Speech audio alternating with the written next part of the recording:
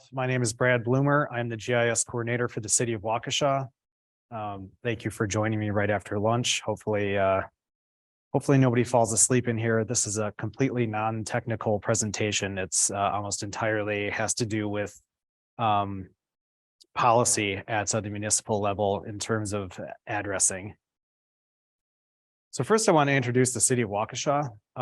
It's a city of 72,000 plus. It's the 7th largest city in Wisconsin, the largest city in Waukesha County and the county seat.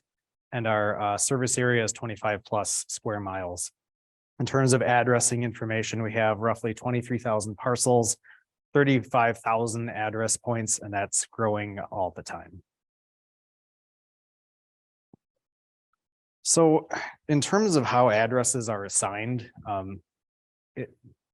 for this presentation itself, I was trying to research more about the history of addressing kind of in the state of Wisconsin, and kind of who has the authority to do it. And, you know, there's really not a lot of information about that. We know who doesn't do it. Developers don't assign addresses, or at least they generally should not. The post office does not. I know our local post office always tells people to contact the local municipalities for addresses. It's not done by the state. So really that means that it's left to the local government, either the city, village, town, or whatever the agency having jurisdiction is, to do that address assignment. And then this is either presumptive. I'm guessing that there probably are some municipalities or towns that don't have anything in their municipal code about it, or you might actually have something codified. And we do kind of have that in Waukesha. So I'm going to go through our addressing ordinance before we get into the more complex process of how we assign addresses. And this is as much like heavy text reading as I'm going to do. So in our ordinance 6.19 street numbers, we do say that numbers are required. The owner and occupant of all houses and buildings within the city shall number the same as herein provided. It shall be the duty of the chief building inspector to enforce the numbering and placement of house and building numbers as provided in this section.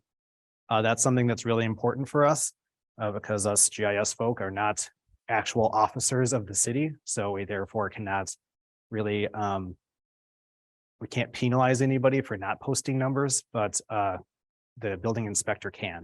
They can actually fine people if they don't have their numbers posted. So we do utilize them on occasion. This whole section is really long. I will not read the entirety of it. Basically, it just specifies in our city layout where the baseline is. The baseline for all part of the city lying east and south of the Fox River, running north and south shall commence on East Avenue at the south city limits, etc. So it just breaks the city up into quadrants, so that we know if we're assigning street numbers being north or south, east or west. Then numbering. All houses and buildings on streets in the territory lying east and south of the Fox River shall be numbered east and west along north and south. I think I cut out the part where it says that every block you do another 100. So it's really just setting out what our addressing schema is going to look like. This part I put in bold because it's kind of the little tidbit of the city code that we use to like codify our addressing authority. So our GIS department is inside of the Department of Public Works, actually. So this section says street plat. The director of public works shall maintain a plat of each street, showing the numbers of houses and buildings provided, and one copy shall be filed with the building inspector and one with the water department. So yes, we previously had paper street plats, and every little house on there had a number that somebody hand wrote on there. That's been superseded by GIS, but we talked to our city attorney when we were going through the process of updating our street naming and addressing guidelines and asked, is this enough? Is this enough authority for us to actually tell somebody that they had to change their address? He said, yes, at least nobody's challenged it yet. So really it's the director of public works, or really their designee, that takes care of maintaining, and the interpretation of this is assigning the street address. Finally, placement of numbers. This basically just says that where on the building, building number has to be placed, and if it's readable. Actually, there's a little bit more detail about the size of the building, distance from the street, and that's in our guidelines. If anytime there's any questions, feel free to stop me. All right, I'm going to continue on. Okay, so that's the ordinance, but that's not really enough to actually tell you how it is that you're supposed to assign addresses to all the various kinds of buildings in the city. So it'll set the general plan, but not the execution. For one thing, it doesn't really say much about how you deal with street names, when they get assigned, who gets to approve them, what is or is not allowed as a street name.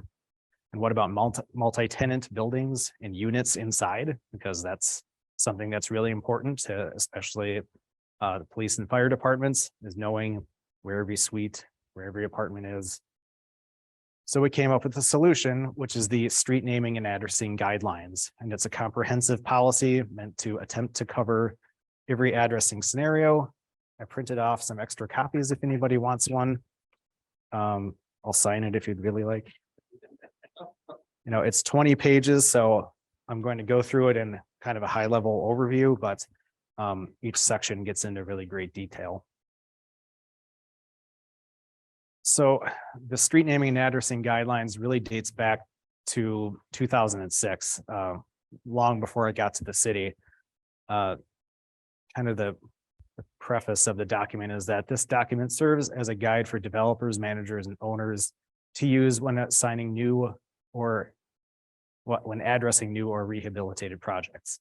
So really, anytime you need to assign or change an address, you should refer to these guidelines. And the goals at the time were to unify an addressing schema going forward with suites, partial addresses. I think at the time, there may have been a cooperative boundary agreement with Pewaukee. I don't know if that was that time frame, where it was a land swap kind of between two municipalities and probably two conflicting addressing schemas that may have required big chunks of the city to get readdressed. So I suspect this might have had something to do with that. At the time, it was to correct egregious, that is out of sequence or incorrect addresses that may have materialized over the course of Waukesha's history. And the kind of implementation date that's set forth in there is January 1st, 2007. So at that point, if you had a really bad address that we simply couldn't tolerate, you were forced to get a new one. Otherwise, there are some that are grandfathered in.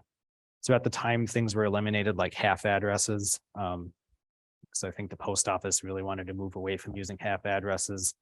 But there's other things in there that you may still have apartment A, B, or C, which we don't really prefer anymore, but those have been grandfathered in. Continuing this overview, the first section of the guidelines really delves into street names. So each section, I just kind of go through on here. The street name shall be proposed at project review phase. So as soon as you get in a preliminary plat, that should have a street name on it proposed by the developer. It should include public and private streets, if there are any. We do not allow duplicate street names unless it's a continuation of a street that's outside of the plat. And we also include the immediate vicinity of Waukesha. So we try to avoid having any street names that may be just outside of the city limits. And part of that is for our police dispatch. So that just in case they are responding outside of the city limits, there wouldn't be any chance of a duplicate address. We do not allow punctuation or phonetic duplications. And really the final name approval is reserved for staff and common council. So we provide feedback to the developer on the street names they're proposing, usually goes to plan commission, then it would go to the common council. So really final decision is out of our hands.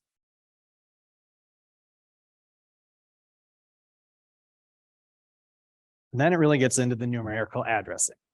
So it gives examples and guidelines as to how you assign street addresses to single family residential. That's pretty straightforward. It's just kind of proportioning along a street where the buildings are along the 100 block and assigning those addresses. Then it will get into multifamily residential, so apartment complexes, condominium complexes, estates, planned use developments, townhomes, row houses, mobile homes. Again, really meant to be comprehensive for every type of scenario.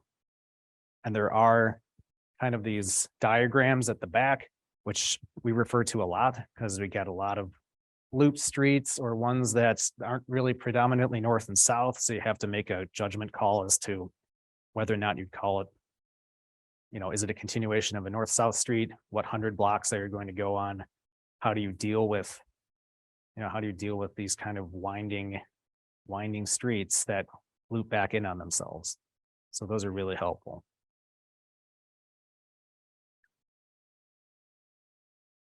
I should mention, I don't know if I have it here. I'm going to go back to streets for a second. We don't really allow courts or cul-de-sacs to have the same street name as the street that they're off of anymore. So we have one street, Stillwater Circle, which is a very long winding road. Then off of that is Stillwater Court. And at one point in time, Stillwater Court started to had a few addresses in it that were identical to those on Stillwater Circle.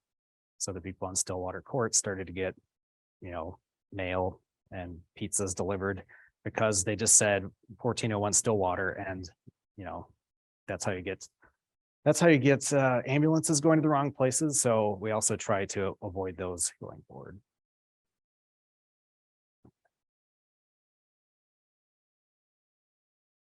There's a big section on commercial buildings. So commercial single buildings are pretty straightforward. Multiple buildings, there might be a strip mall complex with several buildings. It covers commercial, office, industrial suites, 1 story, 2 stories, hotel rooms. We either try to, or we will be adding address points for every hotel room, and even parking structures. This is a slide I added late because I think it's important. It's something that we have to hammer home sometimes to people requesting addresses, which is that we assign street numbers to buildings and units, not necessarily to parcels, because our address points are representative of a place along a street. So, it's the entrance to a building. So if you have a corner lot without a building on it or an entrance to a building, what would the address be? You don't really know until the building is at least proposed. Or those that have dual frontage, is that parcel off of Wesley Way or Buttercup Boulevard? You don't know yet. Or for very large parcels, and lots of times developers will ask for an address for, a huge vacant piece of land.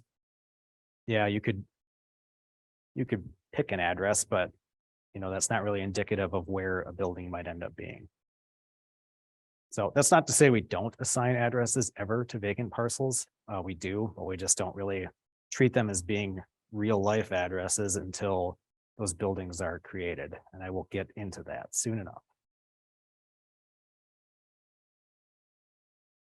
Okay, so all those guidelines are in the book, but it doesn't really go through kind of a day-to-day workflow as to how you use the guidelines. So I'm going to go over that next. And this workflow here that you see, this Visio workflow, is basically written down in text form in the back of the guidelines, which is what to do for every type of, proposed subdivision or, plan you have coming in. So the review workflow, it depends on what it is you're reviewing. If it's a development, like a plat or a CSM review, you'll go down into one side of the workflow. And this is a snippet from our review software where you actually get a copy of the proposed, let's say a proposed subdivision. It'll be attached and there'll be what we call CSM or plat review enclosure review assigned to it. And we go through it and go through all these items in this checklist. So we'll do a street layout review, check the streets against the guidelines and provide feedback to the developer. If they propose a street name that's already used, we tell them that. Or if they aren't connecting streets correctly, we'll provide that feedback. And then there'll also be an address layout review. So you might get a streets review or a plat closure review and an address review. And at that point, you might create a preliminary address point plan. And you can see sometimes developers will fail the review. So you see a red X up there. It says check for street consistency.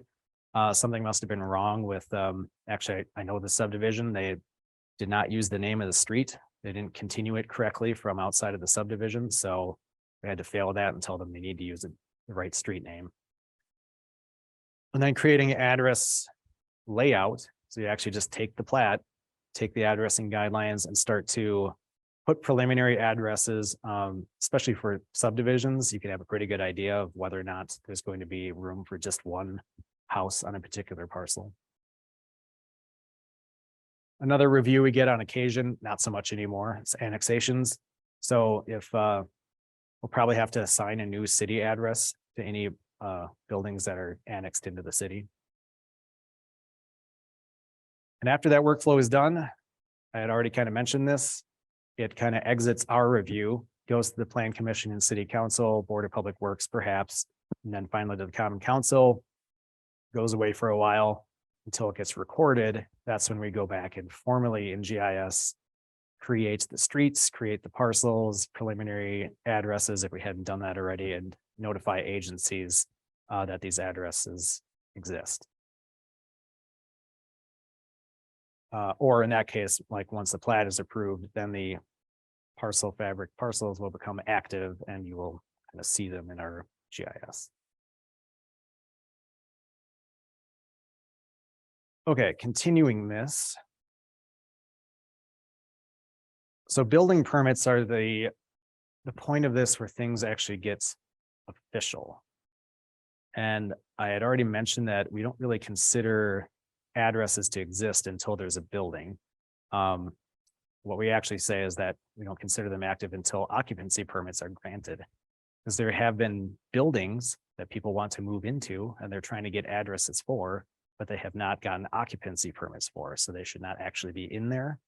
So one of the helpful ways to prevent that is to make sure that they're not getting mail. They can't request services because they haven't been formally given an address.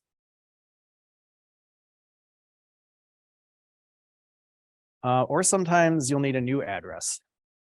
So perhaps a strip mall is subdividing into another suite. They want to, build a shoe store next to a Domino's or something. So you review the building plan, make sure that you can see where the suites are being divided, go to the suite addressing guidelines, figure out what that number should be, create the address point, then you notify all the agencies you need to, like the post office, the city clerk, the assessor, anybody who may have an interest in that.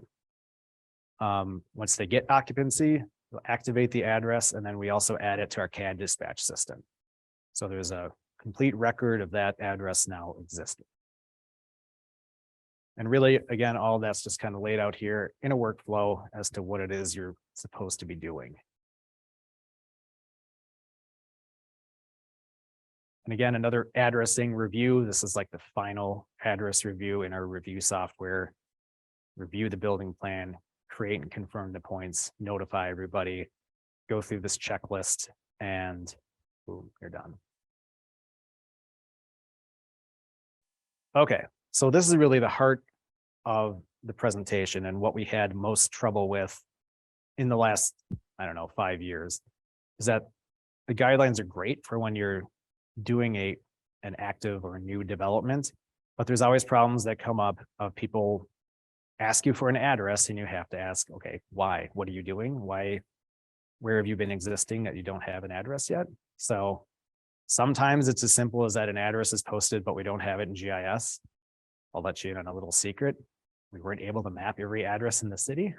So that happens quite often, is that, Waukesha is an old city. Sometimes there's old duplexes that, when everything was digitized into GIS, some of those houses and units were missed. Not usually houses, but Usually we're talking like duplexes or suites. But sometimes somebody's requesting an address or a suite without a permit. We don't know that without going through kind of our workflow. So that's when we engage what we call the historical address review. So really all this is saying is go through every source that you have of historical information on a parcel or an address and try to figure out if that address really does exist or if it shouldn't. So we'll check our GIS for the address point, like maybe if somebody's building a new house on a vacant parcel, we may have an old address point that said the old building was demolished. Again, they would need ideally we'd see a construction permit, and that's when we would assign an address. We'll check our review software for permits and plans. There's historical data in there that goes back probably to the early 2000s. You can see if there's been permits taken out on, or occupancy permits on any buildings or units. We'll check our CAMA for parcel notes and sketches. The assessors are often people who have most recently been in a building or been to it. So they might have a note in the sketch that says, you know, first floor is one unit, second floor is another unit. So if you see that, that's an indication that, okay, maybe we just don't have an address point for the upstairs unit of a duplex. And then we have building records. We just had these scanned in the last few years and archived back. Some of them go back to early 1900s. So for some of these really old buildings, you might be able to see records of it being divided at some point in time.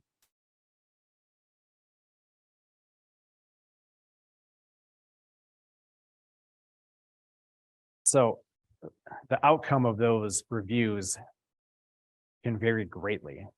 And then what happens after the outcome really determines what your next step is. So oftentimes we'll see that the address is indeed valid. All the evidence indicates that it is simply missed in our GIS address points. Sometimes you can just go into Google Street View and see that, oh yeah, there's been a number posted on this house for 10 years. It's probably correct. So that's sometimes helpful information. Doesn't always mean it's correct. Or you might find that, no, it's not a valid address and there was not a permit taken out to do the construction that created this new unit. So we'll notify the building inspector and, you know, they'll do their diligence to make sure that these people get a permit. So that kind of takes it out of our hands of having to break the bad news to these people. It might not be a valid address, but they may have gotten a permit, but they did not get an occupancy permit. That happens occasionally where somebody will move into a unit that they don't have occupancy for. And in that case, they're really supposed to get an occupancy permit. So we will again send them to inspection services to get that. Then finally, we do have situations where the addresses that they may be requesting are not valid, but they did get a permit and they did get occupancy. So it might just be that the address that they're trying to use isn't correct in terms of our addressing guidelines. And if that's the case, we might have to see if is it in a situation where you can grandfather it, or do we need to assign a new address?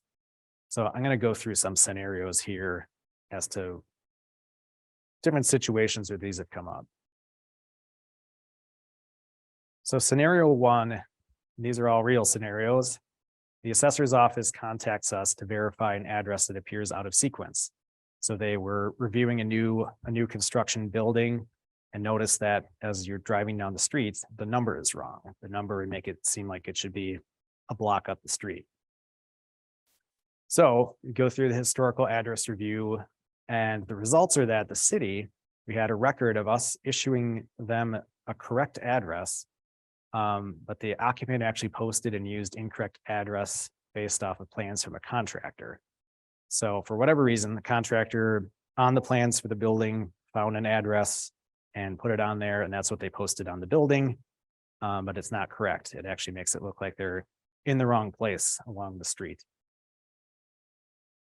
So if we go through the workflow here, is the address valid? No, because it's out of sequence.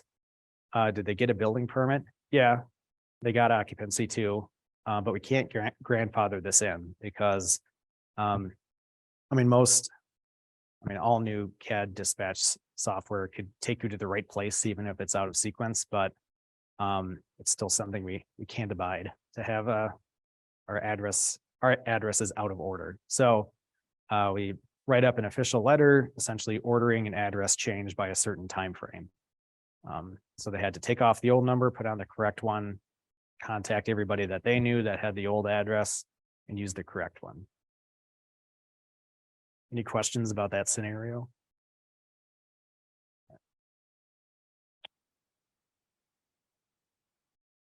Next scenario.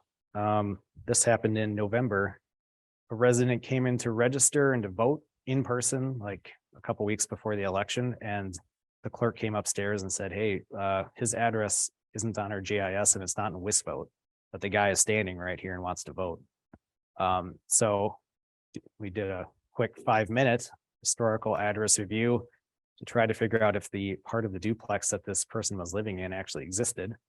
And the results there was that, yeah, it did. It was a corner lot that had an entrance on each side. So it looked like back when our data was digitized, that other unit was simply missed. So created an address point, let the clerk know that, yes, this person, that it at least is a real unit. You know, we have no way of knowing if he actually lives there, but said, yes, you can use that address. So they, I think, had him vote and then added it to WisVote, something like that.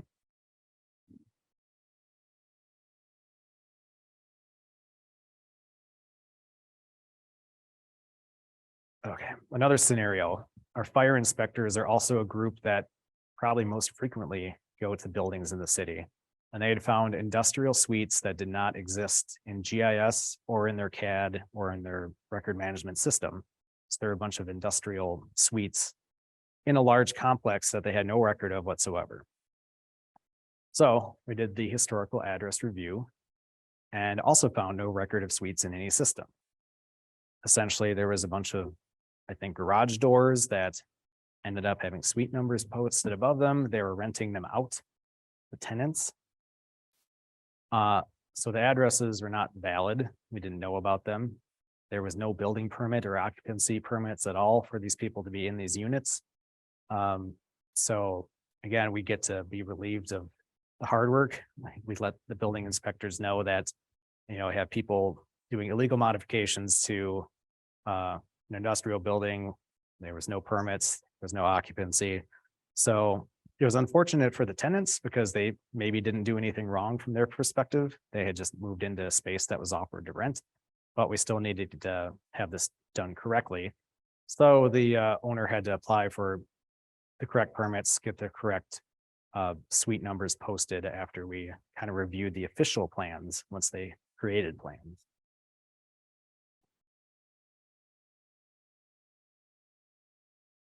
I realize I only used like half of my time here, but that's okay. I wanted to make sure to leave a lot of time for questions.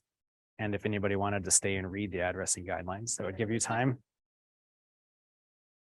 So this has been really helpful for us. It's the street naming and addressing guidelines that provide a general framework for orderly addressing within the city. I don't know what methodology was used before it, but judging by how some of the addresses are distributed around the city, there may not have been much of a method at all. And it provides a method to resolve issues that arise in the real world. And that's kind of the modifications that we've done in the last few years, was to put a workflow in as to what to do when you run into problems, and then how to kind of leverage our authority as the addressing authority to tell people that, hey, you need to change your address, which is not something that most GIS folks want to get into, but occasionally it is necessary. So looking ahead and kind of a retrospective on this, it is comprehensive, but it can't anticipate every scenario. I don't know that that's really a downside or a con. That's just reality. Every once in a while, we still get situations that would never be covered in the addressing guidelines. But we can also modify them, which is another good thing about it not being a comprehensive like city ordinance, is that it doesn't have to be reviewed by the Common Council every time you want to make a tweak to it. So we just put it on the website, say, this is here, this is what we use. It's helpful because we utilize and enforce the policy proactively, but that's also a detriment. So if you're reviewing a large subdivision or development and you go through the process of giving feedback for street names, putting out a preliminary address plan, and then the development gets torpedoed for whatever reason, you're out all that work, really. So it's a balance between, do you want to clean up a mess later, or do you want to invest the time now and potentially not have it work out? It's probably not a right answer there. Something else we need to grapple is street naming, and especially private streets, and the process. The whole process needs refinement. And what we've been struggling with, and if anybody has an answer to this, is where is a private street name memorialized? I don't know the answer to that. Like, if a developer wants to name a private street, where is that record kept? Is it on a plat? Is it on some other document? And how do we actually, get involved in that process? Because we did have a private development with private streets that our feedback to the Plan Commission was that these streets should not have names at all because they did not connect to any public street in any way. But at the Plan Commission meeting, they requested private street names, and then those were created. And that is their, that's their job as the people that are approving the plat, but it still caused us problems later on. So we need to figure that out. And then finally, how address points and GIS data integrates with other systems like our permitting software, CAD and dispatch. It requires ongoing awareness. That's just something that everybody has to deal with. Right now, when we get new address points and put them into the police CAD dispatch system, that's a manual process. Definitely want to move away from that, especially in the era of next gen 911. So with that, I'll break here for questions. I don't know how I would see questions online. Yeah. So sorry, I came in late. You said you had private drives that didn't meet a public street. How is that possible? Well, I should say that it's because this property was only accessed through other easements, through other private streets. So therefore, you would have to drive on one unnamed private street to get to the parcel that this development is happening. And then all of a sudden you would be on a named private street. So really, I don't know how you would navigate to it, because you'd have to turn right on an unnamed street. And then in 500 feet, you would all of a sudden be on a street that had a private street name. Okay, that makes sense. Do you think you cannot control the naming or unnaming of private streets through your ordinance? I think we could control what the name is. I think the question that we struggle with is, I don't know that we can require private streets to even have a name. Well, counties do. Okay. I mean, if there's a certain number of access structures off of that private drive in their ordinances, they do, push them to name that private drive and denote it as it is an address off that drive. So if you have a private drive, an example could be if you had a private drive with only 2 structures on there, it's just a shared driveway. Once you get 3, 4, that ordinance would kick in and say, I'm sorry, but now you're on Andy private drive, and your new addresses are going to be address off of that drive, not off the public road. And you make them annotate that on like the CSM or something? I don't work for a county, so I don't know where they annotated or what they do. I've just seen that in other ordinances do that. I assume they must, once they give it a private name, I think they require a private name street, designating it with a street sign, and it gets that name. I don't know I think some have fought that all the way to the Supreme Court on doing some of that, but have lost. Okay.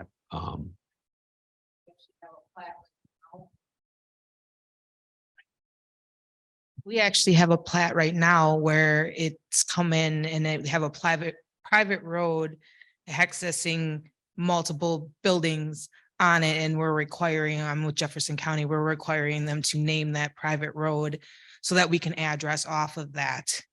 Okay. So that's how we've been doing it. So And your leverage would be to deny the the plat. zoning administrator would hold the plat until they named it. Okay. And yeah, that's maybe the approach we need to take, is to be a little more heavy-handed rather than have, these developers have sometimes wanted to, after the fact, name the street after it's been built. It'll be a private unnamed street, and then they'll want to come back and come up with, oh, by the way, it's Hospital Drive. I just saw the email today, Megan, not Memorial Hospital Drive. They'll submit, like, I think it was a stormwater agreement that had two different names for the same street because they weren't consistent themselves. So maybe that's something we need to. So with that, then do you require them to record a document That's what he's that asking. puts it in a register of deeds so that there's an actual record of a name change? Well, we have not, but maybe we should. Yeah. What kind of document would that be? I don't know. Well, what we're finding is communities would have to recognize that name. So there would have to be some kind of action by the city council or village board or something like that, pass a resolution that says that this named drive. And then the problem is that there's no state requirement for them to actually record it. But we do try to have them recorded so that it's in the records that at some point in time, this plat added a name drive or changed a street name. Yeah. And it's can be tracked. So we'll probably have to work with planning and maybe the city attorney to say, hey, when do you want to tackle this? Because it'd really be them kind of working with the developer. So, I think so, because the private drives are going to get away from you just like the local roads do. Obviously, you have a little more control over the local roads or new town, city, village road going in. Doesn't matter what it is, but you got to have some standards set. Otherwise, pretty soon you're going to have all these private drives everywhere. Yeah. And the real problem, especially in the Northwoods, is stacking 30 addresses at the county highway. And you got 30 structures on it with no signs on them. Yeah. From a public safety standpoint, it's a problem. People willy-nilly putting up their vanity signs or changing it is a problem from a navigation standpoint, what they're doing. And there's no documentation back to 911 when you're trying to get people to that address. yeah, and that has been a shift. I think probably previously the addressing guidelines would have preferred that there not be names on private streets, but the fire department especially now wants that for that very reason. So there's not 50 addresses stacked on the main road. You can actually find them on little sub roads in the subdivision. And I'm also seeing, at least on the fire side, them not, wanting to know that that road is capable of handling their equipment, whether it's from a weight standpoint or turning around standpoint when they go down in there, and they'll flag those segments saying, we'll give you the best service we can from the main road. Yeah. That will crush your culvert or the trees are hanging over or whatever it is. We're not able to get in there and make sure they're aware of that because they don't want to wreck their equipment and they're not doing a good response rate by getting stuck in the middle of someone's driveway. Yeah, and I know the fire departments, they definitely do their own reviews for every subdivision that comes in to be, Private roads. Charles, Brian does, right? Development review. Oh, excuse me. One of our, I think he's the fire marshal for the city. Yes. He's very actively involved with development reviews, whether it's a public subdivision or a private condo development. And so that's the point that we'll usually talk about, whether a fire engine can make it down a street, whether he would like to see that street have a name, and those types of issues. This is Megan Rossler, by Yes. the way, the beating heart of the street naming and addressing guidelines at Hi, the city. everybody. So, yeah, she definitely is more involved with the meetings, trying to hammer out street names and that sort of thing. Do you at the city deal with or trying to correct some of these old frontage roads that, for instance, are given a name, but the businesses are then addressed off of the example I would use is West Beltline Highway. So it's a limited access highway. There's a frontage road that is named East Rusk. And that's how you access the place. But there's an address that says West Beltline Highway. Yeah, I don't know if we have, I mean, I know that we do have some frontage roads. I don't know if it's. Yeah, I know what you're talking about, like West Beltline Highway in Madison used to have a bunch of addresses off of it. I don't know that we have that many of them in the city that's really been that much of a problem, or at least they're very close to where you would enter off of the main road. But I think, I doubt that the Department of Public Works would allow anything like that to be built anymore. So I guess if it came up, we could correct it. But so far it hasn't been an issue. Yep. Can you talk about how you would resolve, and maybe you're not doing this, but how you resolve differences between like your data and Google or USPS or those data sources? Because obviously that's Yeah. a major issue. I'll start with USPS. When we create address points or create new addresses and send them to the USPS, it goes to kind of a regional email address that they are supposed to then add to their system. For years, we hadn't had any problems. For about 6 months, it seemed like we don't get any sort of verification that they have actually added new addresses.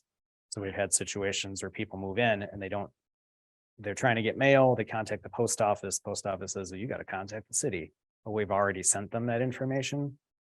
So I don't know if that problem has resolved itself now in the last couple of months, but we've had to, for some tenants that are trying to get services of whatever kind, we have created letters for them from the city saying, yes, this is a valid address. We sent this to the post office on this date, this date, this date. You know, they have met building requirements, occupancy, all of that. Maybe that's enough for them to get what they need. That's a real problem just because you never know what the post office is doing or what their process is. Google Maps as well. Just to follow up on that. Oh, yeah. I work in elections, so one of the things we do is we validate our addresses against USPS's stuff. And so ideally we'd like, the city address to match USPS's because that's what's going to get entered. Yeah, maybe not with that attitude. Yeah. But yeah. Okay. But anyway, so that is a major issue that we see a lot. Yeah, and then Google Google Maps, I've submitted, dozens of suggestions or edits to either streets that don't exist yet, but should. So I try to draw them as best I can on there. I know just within the last, 6 months, you can actually edit the geometry of streets in Google Maps. So yeah, for some new subdivisions, I've drawn them in and tried to add addresses for these people that have moved in and can't get whatever delivered to their house. But I have to, tell them that Google moves at whatever time frame they want to. So like whether or not they accept the edit and whether it's done quickly, we don't really have any way of controlling that. So I can't find the email, but I think it's like Google contributor or something like that. Once you get registered and certified with it, they will take the full county data set, and they do take a little time to process, but they will process it in there. And as long as you are after that point, only, you're dating your updates, which you should be, you added a new road on this date, you can just send them those 5 segments and they get in there pretty quickly. Once they verify that you are not somebody crazy like Fred sending them data, well, they at least in my experience is pretty good. I mean, it might have taken 3 to 6 months for that initial load of all of it. And he said it would be, and they respond. There's a little like chat window in there and everything. They respond pretty quickly. And I said, what would be the timeline if I had other updates? He says, if you only send updates and not, here's the whole thing, they'll put them in there pretty quickly.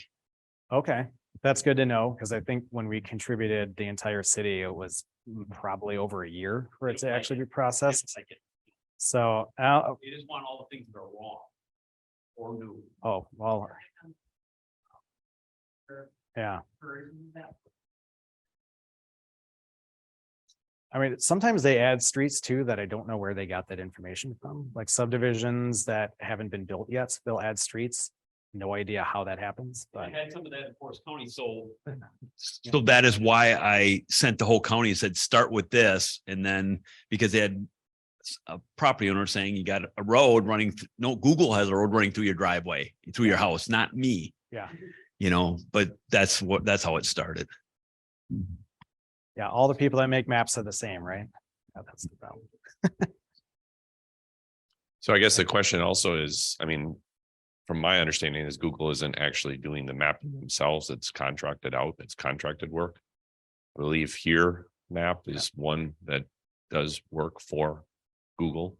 Our approach has been, you can download the data anytime you want. If you want an update and do it annually, our street center lines are updated every night. Pull down the data. And it's, I don't have time to nursemaid Google through the process. Plus the consultants, I don't think that's gonna happen. But like I said, if you could get it where it was pretty good and then like every year you only had to send 10 segments, I think it would get updated pretty quickly. That's in there. And you look in there, they're obviously harvesting parcel data and stuff out of the state parcels for some of the stuff that they're doing. I think, you know, like I said, if we had a statewide center line that was updated yearly, he's not even looking, he's rubbing his head over there. So I would think they would harvest from there because it would all be attributed the same, but again, it'd have to get updated. That would be efficient for them. You got to realize I'm sure they don't like every county in the US and the world sending them stuff. Here's 5 more segments, please add them, you know, they do have a process and it seems to work. and it's interesting that they own Waze, and Waze has local contributors that are really keep up on that stuff. OpenStreetMap, you know, we've contributed to that. There's really good contributors on there. Google doesn't seem to scrub Waze, even though they own it, but why would they do that? I don't know. yeah. That's impossible. Anybody else? Anyone else have a question? Or comment? Or a frustration? Oh. Are you seeing some comments coming in? No. Nope. If you'd like to get your free copy of the street naming and addressing guidelines, come and take some or visit our website. Yes.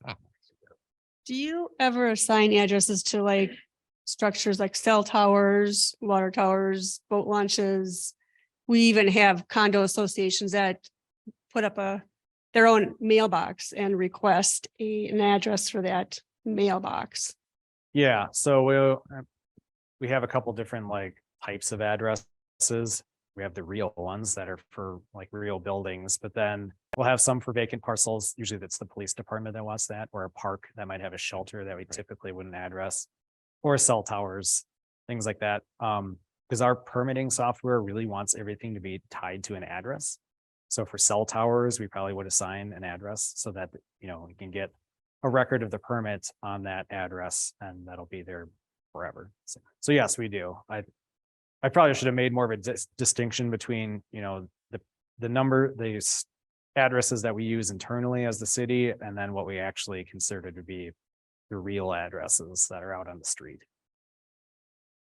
So do you display all of your preliminary addresses or just the official, quote unquote, active? It depends on the site, like the public GIS website will only show the ones that have been occupied. Because we have preliminary addresses that have been up there for, you know, 10 years for these big condo developments. Or if a house has been demoed, we won't delete the address point, we just change the status to demolished. So that way in our permitting software, you'll still have a record of that, of everything that ever happened on that address. You just won't see it online, so. Any other questions? Yep. Well, that people online can't hear. Oh, right. Did you set up your standards to be NG 911 compliant already? Or are you is that going to be another part of your maybe next step you guys are going to be going through as that comes more in line, or is, and I know Waukesha is kind of an interesting case between you and the county. So is that something the county is going to worry about? Well, as for the data itself, I mean, the guidelines don't really cover what our addressing data looks like in terms of like in GIS. So the county does consume our address points and it's going to be shipped off for conversion to be next gen 911 compliant. Plan is for us to take them back and then just kind of revamp our addressing schema. So that ideally we either match the county or are pretty close.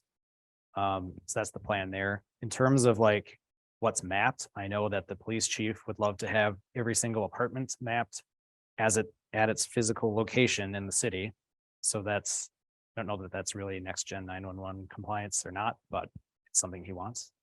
So That's an evolution of addressing. Yeah. yeah, so we'll be going that route too, which is why you know, they have, the police department has good records kind of all the apartments and hotel rooms in the city. It's just that they're like scans of building plans that are annotated in Word as to what each unit is. So, you know, we're hoping to convert that. This is part of that process. But yes, I don't know that anything will change in the guidelines per se, but certainly how we deal with it in GIS will change. Good conversation. Thank you for your time, everybody. Thank you.